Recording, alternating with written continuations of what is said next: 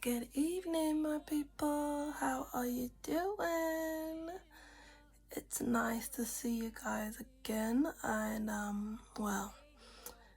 today's topic is gonna be, like I said from the last episode, it's gonna be about, forgiveness. And this time we're looking at a second dimension of it. So, I guess you could say, we're gonna be looking at now forgiving other people.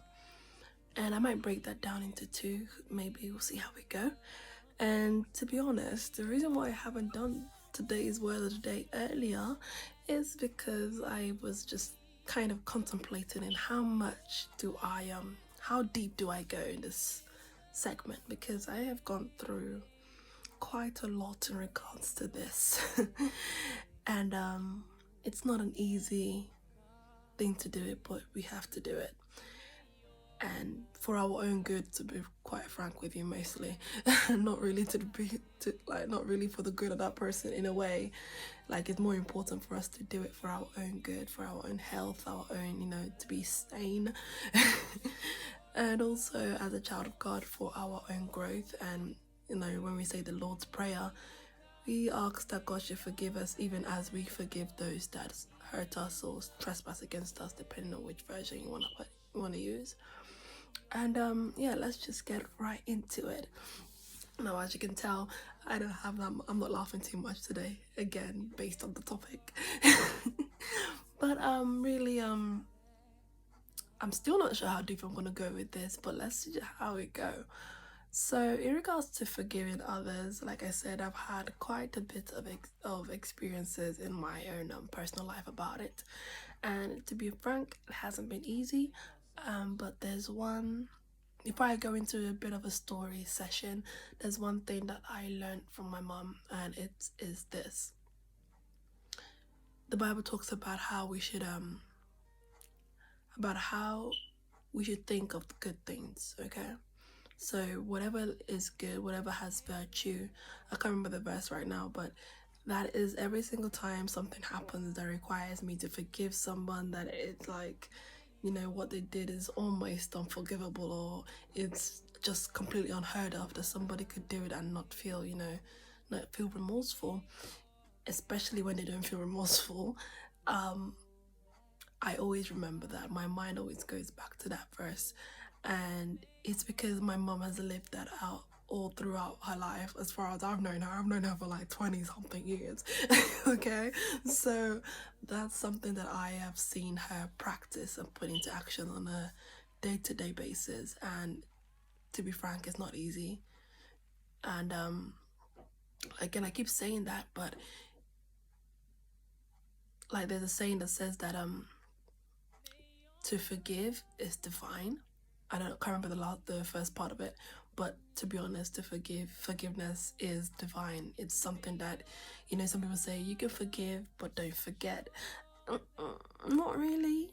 Because if you don't forget, that thing's gonna still nag at you, and you're gonna like keep your distance. And no, that's not really what true forgiveness is. But maybe that'll be our second part in maybe tomorrow.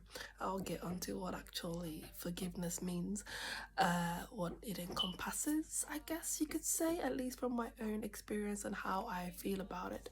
But anyway, so for me, in terms of personal experience, I'll give you one.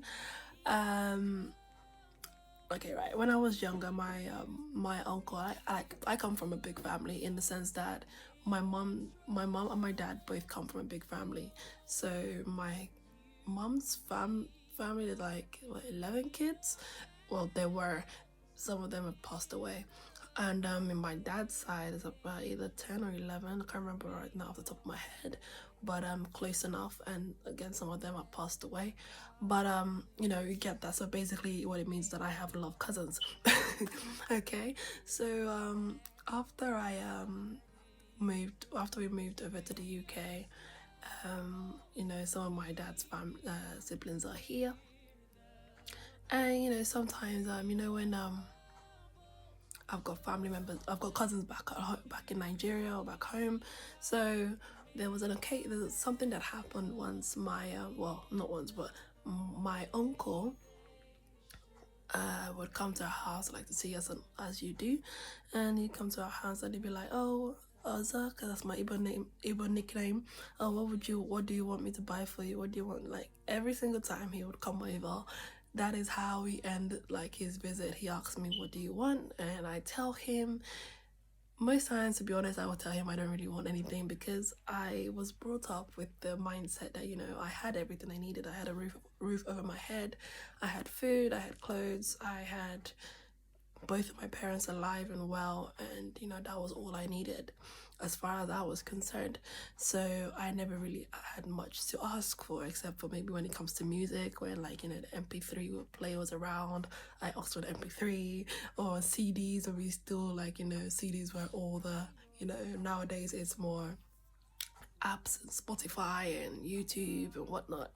But but anyway, before I digress, so after a while he would go keep on doing it and doing it and doing it and doing it, and he would never like never did it, never fulfilled it. And the reason why I'm sharing this with you is because he I wouldn't say he loves that story, but as in that he was the one that actually brought it to my attention once. It was the first time I stood up for myself, okay? So he had been, like I said, he got to a point where it's like, uncle, you've been promising and promising and promising, I'd rather you don't promise. So one day I spoke to him when he asked me that, and I told him exactly what I just said. I was like, uncle, you've been promising all this stuff and you haven't done anything. And meanwhile, I'm hearing from my cousins back at home that the things that you guys have gotten for them or whatever like that. And it felt to me quite partial, but again, like I said, I felt like I had already had whatever I needed, so it wasn't so hurtful. What was hurtful was the fact that he was asking, and I would say as a child you would, and he wouldn't fulfill the promise. So one day I got fed up with it, and I just told him, uncle, you're lying. Like, you might as well just stop promising, because you're not doing it. So don't put yourself in a position to lie. Like, I didn't say that exactly. I'm just paraphrasing. So it struck him when I said that, and he stopped doing that, definitely. So that was a benefit. But in regards to the forgiveness area, it's like there's a whole lot more things, and that's why I'm a bit iffy on how much detail do I give. But to be quite frank here, I keep saying that it's a lot harder to forgive when it's somebody that you love, when it's somebody that, a friend or family, when they've done something to you. It's harder to wrap your head around why, how, could you have been better? Was it your fault that they did something wrong?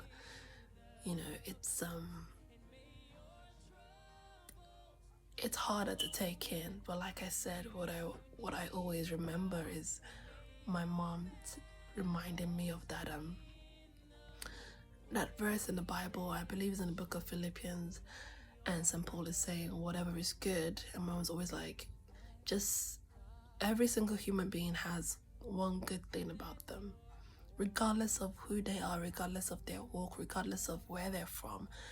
There's one good thing about them, that if you keep your mind on that one good thing and choose not to focus on the negative, on what they've done or how it's made you feel, you will find that one day you'll find that it's easier to forgive them.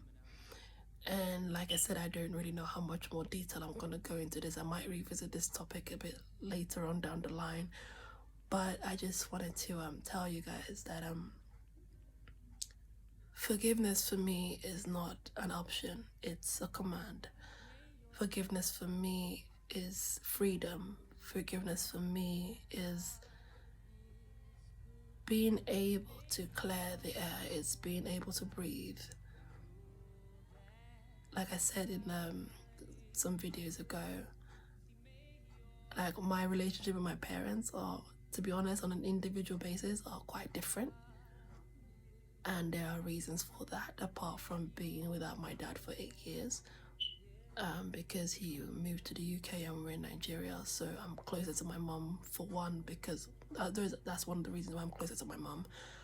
but there are other reasons. And again, that's why I said I'm not sure how much detail I'm going to go into this. But you know, there have been some hurts along the way. No family is perfect. There has been some hurts, and especially when you're growing up, you're going from childhood to, you know, to adolescence to teenager, if I got that the right way around, to adult. There are a lot of wounds that leave a mark, but at the end of the day, I always try to remember that one good thing. And there are many good things. And try not to let the bad things or the negative things overweigh the good things, if that makes sense. And another thing that really changed my mind on my perspective on forgiveness, which is why I'm struggling to decide whether I should go into further detail about this, is I was reading a book from that I bought from our church about Joseph, and how it is I believe the title was A Foretaste of Heaven, like a little subtitle. And those of you who don't know the book will know the book. And I read it, and to be honest, I haven't finished reading it. I read it and I got stuck on like the first few pages. And the reason why I got stuck is because in the book, I don't know if you call it the author or whatever, but those that know don't get it. Mentioned how when Joseph's brothers came to him to buy food, when the whole of Canaan and Egypt were going through a famine and things like that, it got to a point after doing all the tests to see if they really changed. It got to the point that Joseph had to tell his Egyptian slaves or workers or whatever they were to leave so that he could be with his brothers, who didn't know that it was Joseph there. They thought Joseph had died or whatever. They didn't know really what happened to him. They just thought he died because they sold him into slavery. And he told them all to go out, and after they went out, it was he basically broke down in tears and just like revealed himself to his brothers. And the author, for the lack of a better word, basically said how that by Joseph doing this is that he didn't want, in a way, I don't know if it's been a while since I read the book, where he didn't want, like, you know, the mistake or the act or the wrongful act that his brothers did to be seen by others. And he then went further on to mention how Joseph even went so far as to make sure that his brothers and his father all had the best of the land of Egypt. He preserved, and he like basically gave them Goshen, the land of Goshen, and he wanted the best for them. And that part of that story has a very deep meaning for me in more ways than one. And it really turned my mind in terms of forgiveness on a completely different level, which I will probably go into, we'll see, I'll probably go into later down the line. And yeah, so forgiveness is not just a matter of I'll forgive you, but I won't forget, because that's not true forgiveness. You're going to be holding that person in a cage in your heart for the rest of your life until you forgive that person. And to be honest, scientifically, unforgiveness can cause a lot of damage to your body. Physically, physiologically, it can cause a lot of damage to you mentally as well. And you know, for me, especially going through what I went through as a teenager and onwards even to now, it's something that I constantly have to choose to do. You have to make the choice to do it. You have to make the choice. But one thing that also always is a a kick off the bum, I guess you could say, when I feel like I'm struggling a bit too much to forgive somebody, is the fact that whenever I go over the Lord's Prayer, because we're teaching my little siblings how to the Lord's Prayer, so we normally say it whenever we finish praying. for them to memorize it. And they've almost got it down pat, by the way. And it's always that bit where it says, forgive us our trespasses as we forgive those who trespass against us. Or, depending on the version you're reading, forgive us our debts as we forgive those, as we forgive our debtors, or whatever way it's translated. But I always remember the kick of the bum is that if I don't forgive somebody, God ain't gonna forgive me. And I am in great need of forgiveness. Okay? Right. So, yeah. So before I round up, I came across a quote a few days ago by a musician, Toby Mac. And he mentions in the quote how remember that every single person you look at today, regardless of what they've done to you, regardless of how hurt you were, remember that Jesus died for them too. So I guess that's all I'm gonna say about forgiveness for now, and I'll see you guys later. Bye. Thank you so much to everybody that's taken their time out to watch. I really appreciate it. And a very special shout out to everybody that has gotten back to me with words of encouragement. I really do appreciate that as well. And thank you so much to a friend of mine who said I should take this to YouTube. So yes, she knows who she is. I've done it. So thank you. Bye.